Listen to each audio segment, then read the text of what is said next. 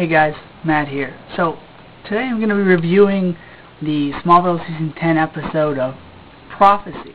Now, when I first saw the preview for it, I was thinking, oh boy, the Legion of Doom. This is going to be good.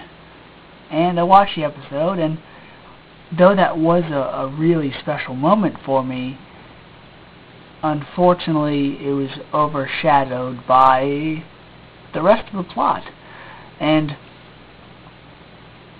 my anger for how tired I am of these filler episodes, when in all actuality Smallville really should have gotten down to business, aside.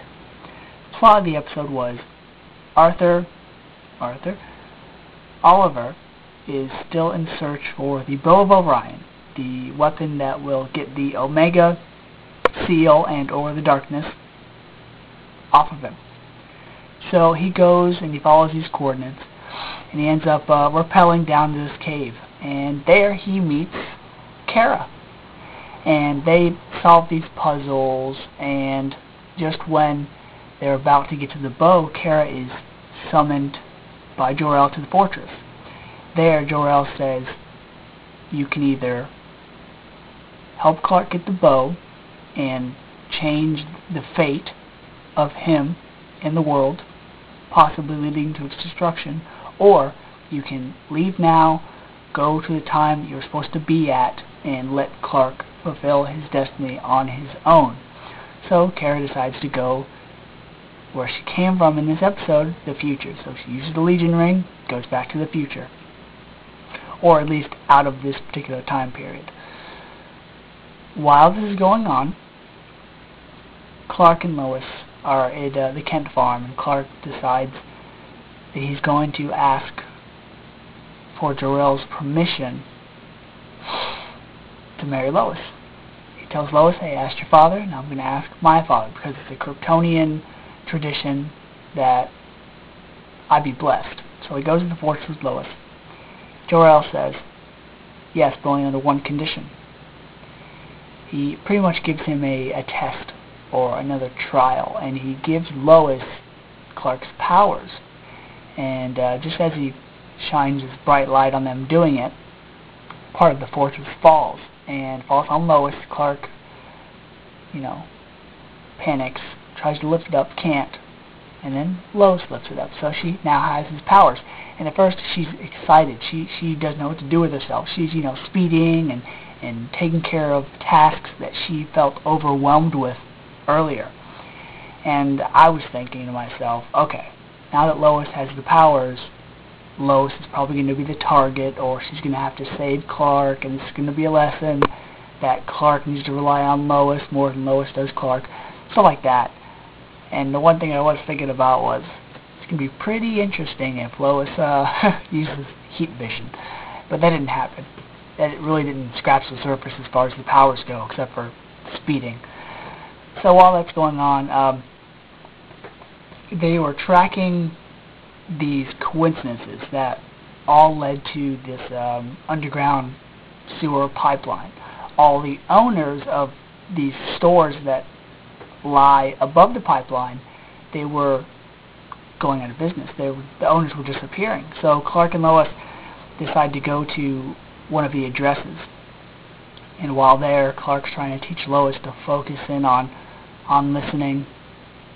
And they say something that I thought was really cool that really wasn't mentioned before, is that Lois tries to listen, but she ends up listening to everything that's going on. Cars, trucks, this crime, that crime, and Lois says, hey, all this stuff's going on at once. Why don't you take care of this over here instead of that over here? There's more important things that need to be done. And Clark says, I prioritize. I decide what I'll be able to take care of the soonest, and I base it on its importance. And, Lois hears a building is on fire, and Clark says, oh, don't worry about it. There's a fire station a block away, which was neat, because they never really shed that light on what decisions Clark makes when he's fighting crime. So they listen in, and Lois hears a burglary going on in the store that's closing a little too early. So they rush over there, and it turns out that the burglar is actually Stargirl. She has a homing device / mind control star on her neck. It was on her upper neck, so it looked like an earring. It's on her regardless, and it's controlling her. So they track it down, track it to a prison where Toyman is being held. So Lois goes to the prison, and Toyman is basically saying that you're going to tell me who the Blur is, or since I pretty much deduced that you're marrying Clark and that Clark is the Blur, I'm going to tell the world unless you listen to me. And originally he set a trap for Clark to where his Legion of Doom buddies were going to get Clark. He sees that Lois has powers, so he says, you know what, you're going to do it for me. So he ends up putting a tracker on her. And then this comes to a really, really cool moment in the episode. Too bad it wasn't very long. Toyman is on his little phone. And while he's on the phone, his screen appears in the middle of this table. And around the table are members of what would become a good portion of the Justice League. You had Black Mantis, you had Metallo, which I thought was really cool, you had Solomon Grundy, you had Dark Archer, and Captain Cold, which I was really happy. And so, while Lois is attacking Clark, Clark ends up going to the area. Lois ambushes him, you know, as expected. And the part that I just thought was ridiculous in the episode is Clark's at Watchtower when he gets attacked. Lois is there. And as Lois is pretty much grabbing him by the throat and killing him, Clark talks her down out of the trance. And so she, you know, realizes what she's doing, and the thing falls off of her, and then they go back and they're pretty much like, Toyman, your plan didn't work, ha ha ha, you're in prison, and breaks the phone. Now I'm sorry if I rushed that, but that's the basics of what happened, because if I go into detail, I'm just gonna, you know, be mad and not really care to do the review, but I care about you guys, so I'm gonna do it. So, I wanted to see Clark use kryptonite on Lois. Would that have worked? Possibly. I'm pretty sure that worked when Lana had Clark's powers. I mean, if you have somebody's strength, why not their weakness? So I think it would have worked. But we didn't get to see that. But back to Oliver, which was, I guess, to me the most interesting part of the story. Oliver goes and he's in grasps. I mean, he's in like arm's length of the bow. And when he's about to grab it, it goes out of his grasp and it like flies. And it is caught by Granny Goodness. And Granny Goodness is pretty much like, you fell into our trap. And the bow disintegrates.